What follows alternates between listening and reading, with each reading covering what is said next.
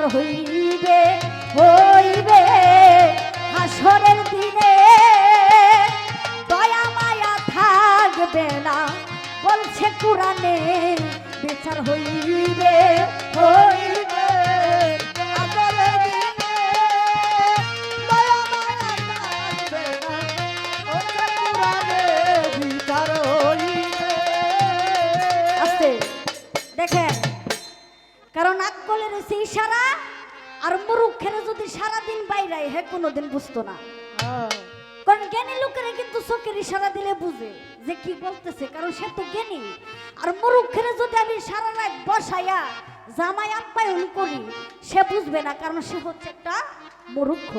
মুরুক্ষকে কোনোদিন বোঝানো যায় না। আপনি জ্ঞানী মানুষ, আমি গানটা করেছি, আপনি বলেছিলেন যে আপনি বলবেন যে ধুলা কাদম মুছিয়া নবী কোন দিন আসবে। যখন আমার আল্লাহ তাআলা বিচার ডাক দিবে, বিচারের সময় আমার আল্লাহ তাআলা আমার নবীজিকে কথা দিয়েছিল যে আমার নবীকে ছাড়া একটা উম্মত আমার আল্লাহ তাআলা জান্নাতে দিবে না। আমার নবী যাকে বলবে সেকেই জান্নাতে প্রবেশ করাবে। তার জন্য গানটাতে বলা হয়েছে, আল্লাহ বলবে জিব্রাইল দুস্তের কাছে হও দাখিল তাড়াতাড়ি নিয়ে আসো তাহারে। জিব্রাইলে হুকুম পায়া ইয়াউল হাম নিয়া মদিনাতে তখন হইবে হাজির। আমার নবী দুলা কাদা মুছিয়া আসবে রাসূল দৌড়াইয়া, সবার আগে উঠবে সেদিন হাসরের মির্জা। আমি ছোট করে আপনার প্রশ্নের জবাব যতটুকু পেরেছি গান থেকে আমি আপনার প্রশ্নের জবাব দেওয়ার চেষ্টা করেছি। আশা করি, কারণ আমি ছোট মানুষ, যাতে বাবাজি যতটুকু পারছি দিচ্ছি, যদি না হয় আপনি এটাও বলবেন, যদি হয় এটাও বলে দিবেন। তো ছোট করে যার দরবারে আরেকটি কথা বলছে যে আপনি যে কইলেন যে সিজনে বলে গলা ধরা থাকে, আবার সিজন না থাকলে বলে গলা ধরা থাকে। আসলে বাবাজি কম চাই, এটা হচ্ছে আল্লাহর দান জিনিস না।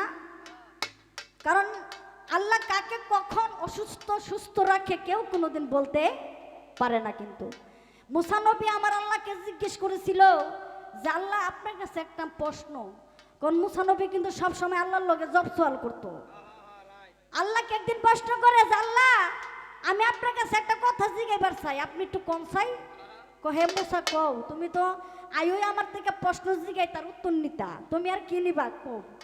আপনি বলেন যে আমি মুসা যদি আল্লাহ হইতাম, আপনি যদি মুসা হইতেন, আপনি কি চাইতেন আমার থেকে?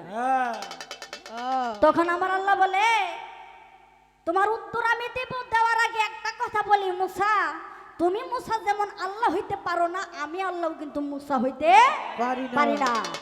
আমি আল্লাহ হই, আমার আল্লাহর কোনো আকার নাই। কাছে আপনি কন না, কারণ উনি তো ছিল ঠাডা মুসা, সবাই ডাকতো। কারণ কথা মানে আল্লাহ থেকে নিবই যেমনিও গানে বুঝছি। আপনি কন না আগে, ধরেন আমি এখন আপনার সামনে আমি আল্লাহ, আপনি হচ্ছে মুসা।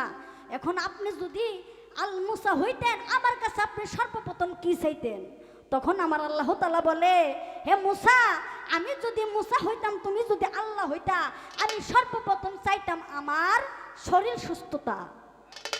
আমি সর্বপ্রথম তোমার কাছে চাইতাম আমার শরীরটা যাতে, আমার দেহটা যাতে তুমি সবসময় সুস্থ রাখো। তখন মুসা নবী জিজ্ঞেস করেছিল আল্লাহ কেন এই কথা বললেন? দেখো আমি আল্লাহ তাআলা তোমাকে সৃষ্টি করেছি, দেখো তোমার একটু মাথা ব্যথা হইলে মনে হয় যে দুনিয়াটা কেমন হয়ে যেতেছে, ঠিক না? দেখবেন একটু মাথা ব্যথা যদি হয় কোনো কিছু শান্তি লাগে না, বমি বমি লাগে, অসুস্থ লাগে, ভালো লাগে না।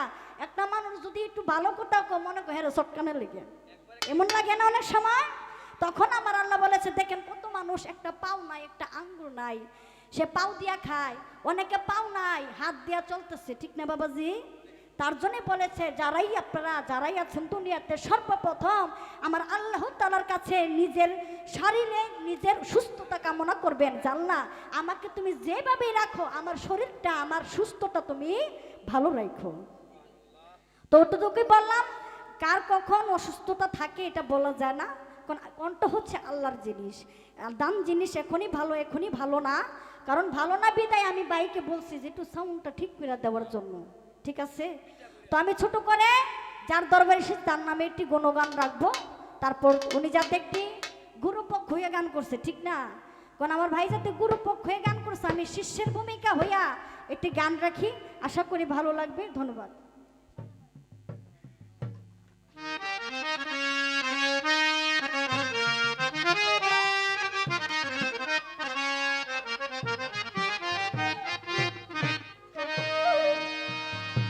ওরে জনমে জনমে